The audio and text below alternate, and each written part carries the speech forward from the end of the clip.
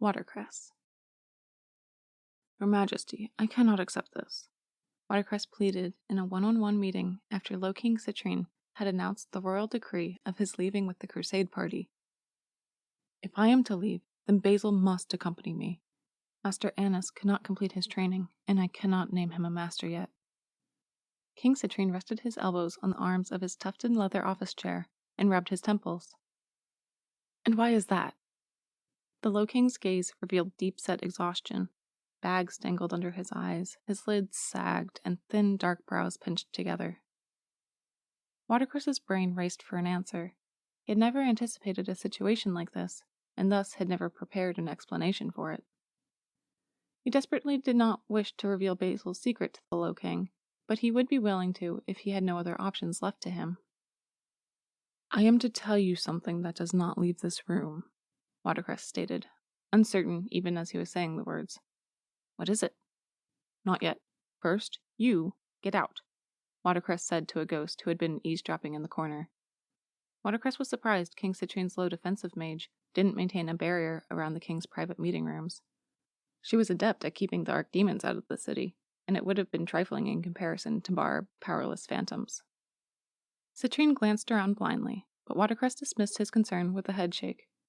Once they were truly alone, Watercress said, Imagine if you had a chance to do something important. Avoiding the truth was never one of Watercress's preferred pastimes, but he did the best he could manage.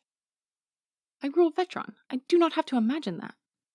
King Citrine accompanied the reply with hand gestures to emphasize his point, not in an arrogant way, but rather an exasperated one. Fine, then imagine you had a power, one that you do not control or possess. Like the power of mages, King Citrine asked. Something similar. Maintaining control of that power is why I must keep Basil by my side at all times. Has he become, King Citrine leaned closer and in a hushed tone, a dark warlock? No, it's just critical that I monitor him, that's all. This decision should be determined based on whether you trust me or not. I cannot tell you any more about this subject. Annis will have a city full of people to attend to alone. You'd ask that of him? No, I'm asking you to ask the city to only have one healing mage accessible to them, Watercress said.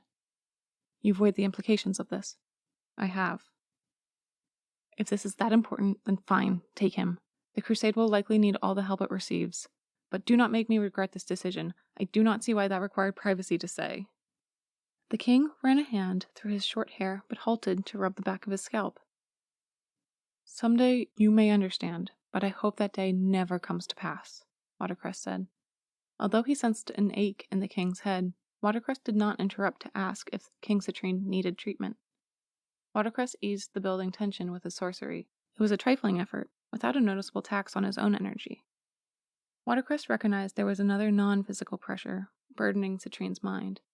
He wanted the Low King to remain at the same conclusion while still assuaging his fears.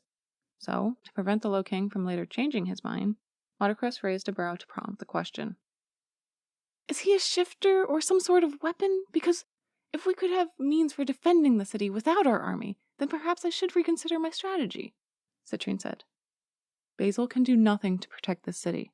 Put your trust in your defensive mages for that.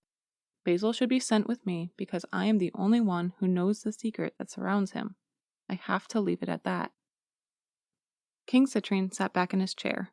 While he spun one of his gold rings around his index finger, he kept his bright eyes trained on the edge of his ornately carved wooden desk.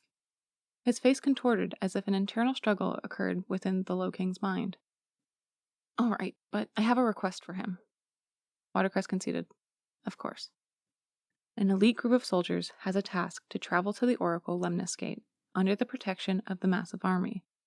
We hope they may gain insight. However, if one of them was to fall ill or take an injury, Basil would be invaluable to them. I would have you go, but someone would notice your missing presence. I believe your apprentice could slip away without suspicion. Chances are he would most likely die tending to those on the front lines, if not safeguarded by the special group anyway. But if Basil needs your constant supervision, I will not involve him in this effort. Although Watercress was uncomfortable with the prospects, he preferred for Basil to survive than to experience a violent death. If Watercress had any say in the matter, Basil would die peacefully of his own body's causes in another 80 rotations or so. You should include Basil in this group. King Citrine nodded.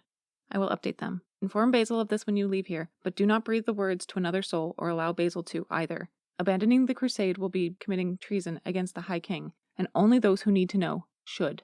Ensure you have a good rest tonight. You'll be leaving at first light tomorrow with the crusade party.